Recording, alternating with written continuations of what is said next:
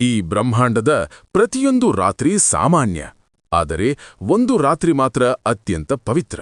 ದೇವತೆಗಳು ಕಾದಿರುವ ರಾತ್ರಿ, ಅದು ಮಹಾಶಿವರಾತ್ರಿ. ಮಹಾಶಿವರಾತ್ರಿ ಹೇಗೆ ಆರಂಭವಾಯಿತು ಎಂದು ತಿಳಿದುಕೊಳ್ಳೋಣ. ಪೌರಾಣಿಕ ಕಥೆಗಳ ಪ್ರಕಾರ ಈ ದಿನವೇ ಶಿವನು ಲಿಂಗರೂಪದಲ್ಲಿ ಪ್ರತ್ಯಕ್ಷನಾದ ದಿನ, ಶಿವನು ಕಾಂಡವ ನೃತ್ಯ ಮಾಡಿದ ದಿವ್ಯಕ್ಷಣ ಮತ್ತು ಶಿವ-ಪಾರ್ವತಿ ವಿವಾಹ ನಡೆದ ಪವಿತ್ರ ರಾತ್ರಿ. ಕೈಲಾಸ ಪರ್ವತದಲ್ಲಿ ದೇವತೆಗಳ ಸಮ್ಮುಖದಲ್ಲಿ ಅಪಾರ ತೇಜಸ್ಸಿನ ಜ್ಯೋತಿ ರೂಪದಲ್ಲಿ ಶಿವ ಪ್ರತ್ಯಕ್ಷರಾದರೆಂದು ಕಥೆಗಳು ಹೇಳುತ್ತವೆ. ಅದೇ ದಿನದಿಂದ ಭಕ್ತರು ಉಪವಾಸ, ಜಾಗರಣೆ, ಅಭಿಷೇಕ ಮಾಡಿ ಶಿವನ ಕೃಪೆಗೆ ಪಾತ್ರರಾಗುತ್ತಾರೆ. ಮಹಾಶಿವರಾತ್ರಿ ಯಾಕೆ ಆಚರಿಸುತ್ತಾರೆ ಎಂದು ತಿಳಿದುಕೊಳ್ಳೋಣ.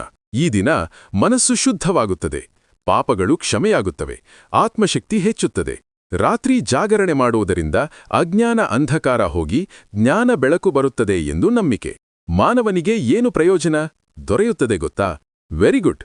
ಮನಃಶಾಂತಿ, ಒಳ್ಳೆಯ ಆರೋಗ್ಯ, ನಕಾರಾತ್ಮಕ ಚಿಂತನೆಗಳ ನಿವಾರಣೆ, ಕುಟುಂಬದಲ್ಲಿ ಶಾಂತಿ ಮತ್ತು ಏಕತೆ. ಓಂ ನಮಃ ಶಿವಾಯ ಎಂಬ ಪಂಚಾಕ್ಷರಿ ಮಂತ್ರ ಮನಸ್ಸಿಗೆ ಶಕ್ತಿ ನೀಡುತ್ತದೆ. ಶಿವನನ್ನು ಹುಡುಕೋದು ಬೆಟ್ಟಗಳಲ್ಲ, ಮನಸ್ಸಿನ ಒಳಗೆ. ಈ ಮಹಾಶಿವರಾತ್ರಿ ಒಮ್ಮೆ ನಿನ್ನ ಆತ್ಮವನ್ನು ಕೇಳು, ಶಿವನು ನಿನ್ನೊಳಗೇ ಇದ್ದಾನೆ ಎಂದು. ಓಂ ನಮಃ ಶಿವಾಯ, ಓಂ ಅರ್ಧನಾರೀಶ್ವರ, ಓಂ ಅಖಿಲಾಂಡೇಶ್ವರ, ನಮೋ ನಮೋ ನಮೋ. ಎಲ್ಲ ಶಿವಭಕ್ತರಿಗೆ ಆ ಶಿವ ಪಾರ್ವತಿಯಾದ ಕೃಪೆ ಎಂದಿಗೂ ಇರಲಿ ಎಂದು ಹೇಳುತ್ತಾ ನಿಮ್ಮೆಲ್ಲರಿಗೂ ಧನ್ಯವಾದಗಳು.